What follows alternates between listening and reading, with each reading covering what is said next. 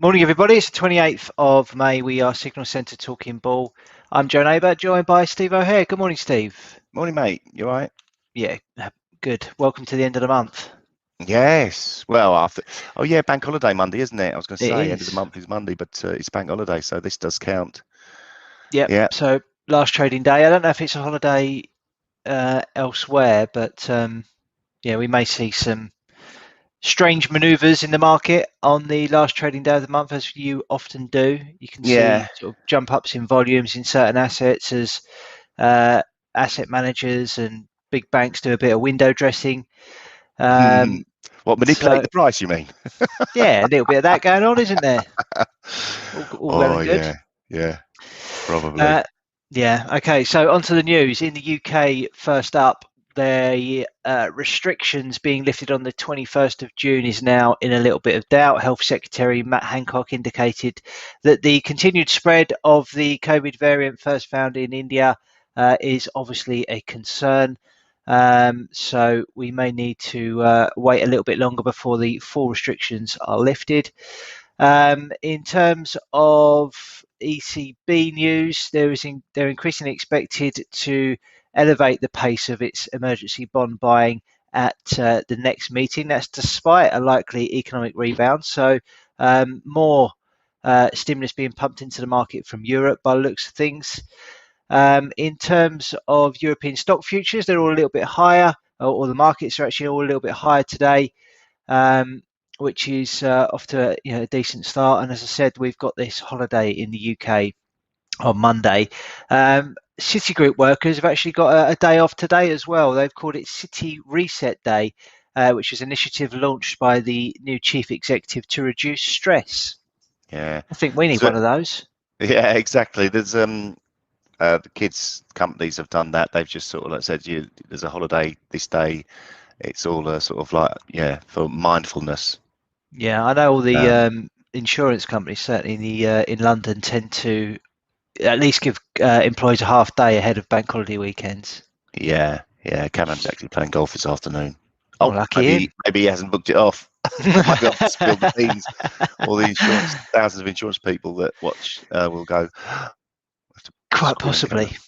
Okay, right. Um, I'm going to get stuck into some charts. I'm going to yeah, start off with FX because it's not as interesting, I think, as what Steve's got to say. But this is the dollar index chart, as we often start with. Interesting couple of days on the dollar index. It has found some support at this 89.70-ish level, and we're now challenging the upper end of this bearish channel. I've marked this resistance level here at 90.18. I think if we can break above that on the daily charts and have a close above that into this sort of area of fresh air or blue sky, then that could trigger a corrective move to the upside in the US dollar. So keeping an eye on that level. I mean, obviously, if we don't and we maybe engulf yesterday's session or close below the lows of yesterday's session, then I'd expect a continuation lower and obviously a retest of these support levels that we've posted in the last week or so. But maybe an interesting time for dollar index, and we will eventually see a little bit of a break to the upside. Elsewhere, looking at cable, that had a decent day yesterday. There was a big push higher in a lot of the sterling pairs actually. As you can see, an engulfing candle was posted yesterday. We're giving a little bit back at the moment, although there was strong buying yesterday and a bit of a tick up in the volume. It wasn't enough to overcome this resistance here at 142.41. Given that US dollar performed fairly robustly yesterday. If we look at euro dollar on the flip side of what's going on with dollar index, again, I'm still of the opinion that maybe we're in the process of forming a top, and obviously we would need to see a break up in the dollar index for that to happen. But conversely, we're potentially on the verge of a breakdown in euro dollar and a breakout of this channel to the upside. So if we close below 121.75 tonight, or in fact over the next couple of trading days, then that may signify a corrective move to the downside. And what may be in the process of forming is this head and shoulders top. It is only a potential head and shoulders top at the moment. So I'm just sort of mapping out the potential of the pattern. Obviously, in order to complete that pattern, it needs to break down below these necklines levels down here, which this is obviously continuing to move higher because it's sloping higher, but the real level for me of interest is this one here, which is at 1.1702. So quite interesting, I think. On a bit of a back foot so far this morning. Look at some of the other dollar markets. Dollar yen has been my favorite dollar market to play, just because yen has been so weak. And as you can see here, we've seen a bit of a break to the upside, a slight closing high on yesterday's price action above 109.70, and we're pushing on today. So I'm expecting a retest of these levels up here at 110.96. So if you are in favor of playing US dollar, I think the best option remains dollar yen for now. If we look elsewhere, dollar CAD has been trading in this awful downtrend, where CAD has been quite strong. It has sort of been hugging the lower end of this wedge pattern. CAD was quite strong yesterday, almost engulfing all of the previous day's candle on the bullishness from dollar CAD. But if we can break above this 121.43, then that may trigger a corrective move to the upside. The risk reward isn't particularly great on that at the moment. I think the bigger opportunity remains when if and when we eventually do see a break of this large wedge pattern that's been in place since March last year.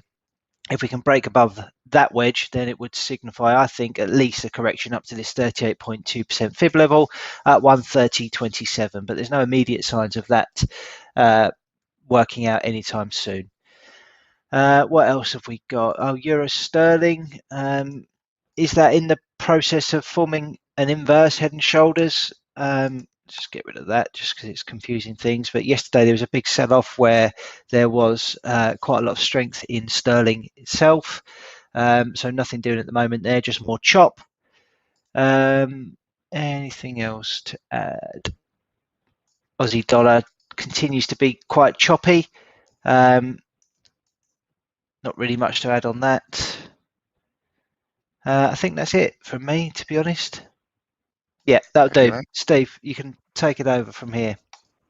Okay, just really coming to the end of the week, just sort of trying to summarize really where what the markets have done this week, because we had some interesting candles last week. At the start of the week, we talked about the hanging man candles in the indices. FTSE, very, very tiny little candle this week, a doji, so it hasn't done anything really of note. A little bit of indecision, whether that's follow-through indecision from us reaching a top in the market, or whether it's we've had a bit of a reversal, a bit of a retest. I'm holding on, not sure whether I'm going to go down or not.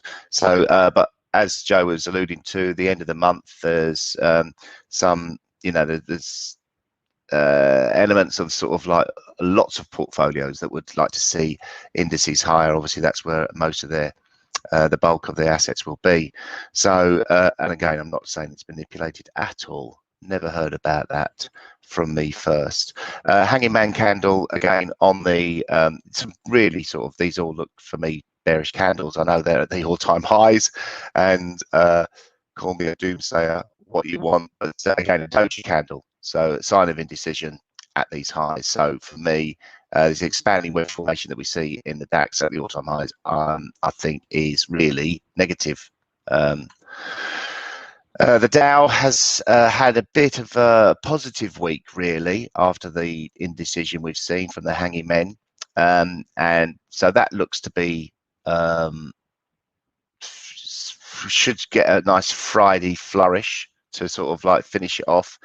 But again, it needs to sort of do some serious work and really smash above the 35,000 level if it's going to maintain this bullishness.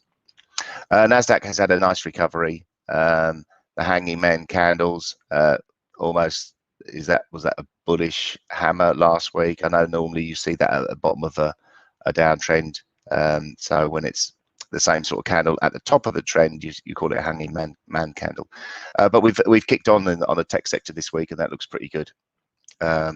So yeah, again, looks like it's going to be a positive end to the week, as well as the S&Ps. I'll redraw this support line. And we've got one first point here, second point, third, fourth point. So a decent trend line. So really, it's positive on S&Ps. We really need to see a break of this level here to break a 4,034 or 4,000 psychological level, and then I would start to really believe in a correction lower. Until then, unfortunately, we've got to bide our time and wait, us big bad bears.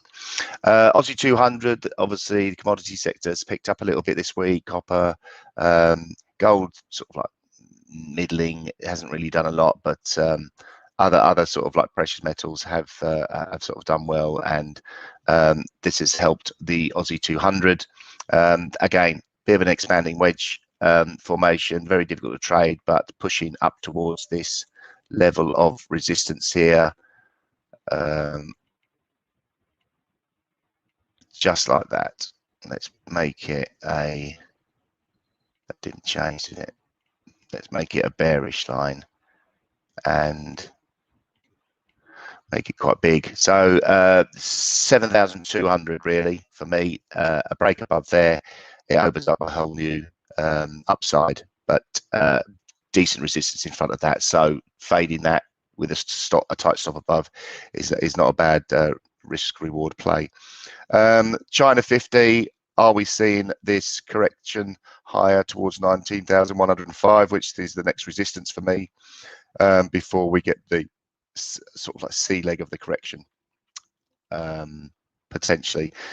Hong Kong, as the Hang Seng has had a decent couple of weeks, positive week last week and decent this week, and it's closing around about the sort of resistance levels that we know about, the 29,161. Again, we're not far away from there, so it's hanging on to these resistance levels. And the Nikkei, again, pretty positive rejection from 27,133, and we seem to be sort of grinding higher.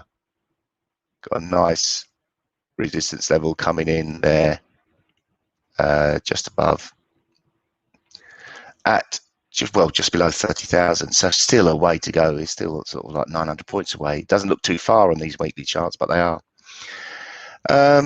Pop it across to commodities. Again, as we've said, we're in this, there's a big resistance zone here for crude oil, the WTI crude oil, but we are sort of sitting just above it, although we've got this weekly candle from the 8th of March, which formed a high at 67.80. We're 100 points below there. So really testing the upside here. As we talked about as well, this is potentially an impulsive move higher. So have we had the correction, and now we're going to kick on towards the $80 level, maybe. Gold pushed above this sort of resistance level we had at 1890. We're trading there now, actually, but it's on the weekly chart. It's leaving a bit of a shooting star, so that's a bit of a concern.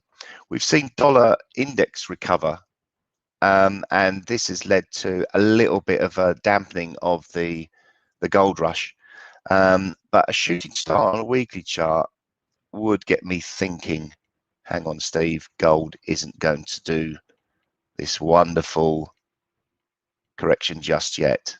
There's the target I see is 2,500, but we're, you know, that's going to take a while, and if things are looking like they're stalling here, we could effectively get this channel redrawn.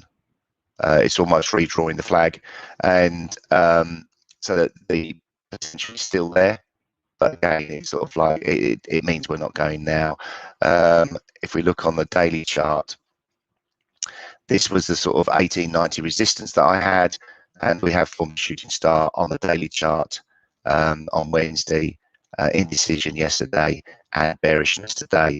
Really have to hold on to this 1890 level from a weekly perspective and try and close a bit higher. Otherwise, the technicals are starting to look a bit shady or shaky on there. As you see, copper yesterday had a really decent rally, got out of the doldrums, and it's on the back foot this morning a little bit, but it's still close to well, it's higher than it's been all week. So yeah, overall, pretty. Let me just switch that off. This is the one I wanted to sort of like talk about, Bitcoin. Now we had a little bit of a low there this week where price action has reacted nicely and moved higher, but we have got a symmetrical triangle forming. We see triangle formations in lots of times in the markets, and we look to have rejected that retest above the 40,000 level, got up to 41,000 or close to that, and it sort of rejected it quite aggressively over the last 12 hours. We're back down on the back foot. Support coming in around about 36,480. We're only 400 points away from there. I think a break of there almost also means we break the cloud support and could really target a move to around about 33,000 quite quickly. That could be quite an aggressive move. We can see how the MACD, the momentum has died considerably over the last few days. So yeah, I'm still negative on cryptocurrencies currently, thinking that we have to break that 30,000 level and get down to maybe 20 before the buyers come in. That's me, Joe. Lovely, thank you, Steve. Okay, gun to the head trades from yesterday. Finally got a decent winner for myself, Nice which one. was on dollar yen 2.56R, hit target at 109.58. Steve was stopped out on DAX. That was my biggest win since the 1st of March. Wow. Yeah, not great. So Nice if we win. go all the way back here to an oil trade I did where I got 2.6R. So since then, in terms of return, I'm down 6R. So in a bit of a drawdown phase. But hopefully I can turn the corner with this and we can get rocking and rolling again. So as you can see here on the chart, we've been flatlining really. There's not been a whole lot of volatility. Most of the trade ideas I've done have been on FX, and it's just not really been that much fun. And we've been caught out with a few moves that have happened after market hours, which hasn't helped us either. So let's see if we can start a revival from here. Steve, is there anything you fancy, or do you want me to have a look? Yeah, I'll have a quick go. Looking at Bitcoin really.